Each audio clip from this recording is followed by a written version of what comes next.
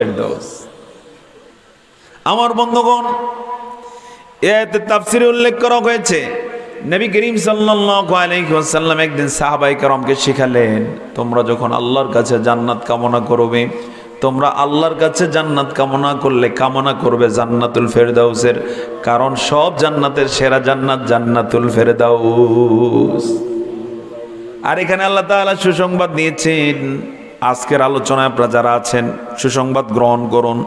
আল্লাহ তাআলা বলেন, 2 টাকা যারা করবে জান্নাতের জন্য দোয়াও করা লাগবে না, আল্লাহ তাআলা তাদেরকে জান্নাতুল ফেরদাউসের মেহমান বানিয়ে দিবে। সেই 2 কাজ কি? 1 নম্বরে ইন্নাল্লাযীনা আমানু, যারা ঈমান আনবে। কি আনবে? জবান ছেড়ে বলুন, কি আনবে? কার প্রতি আনবে? কার প্রতি আনবে? আল্লাহর প্রতি যারা ঈমান আনবে।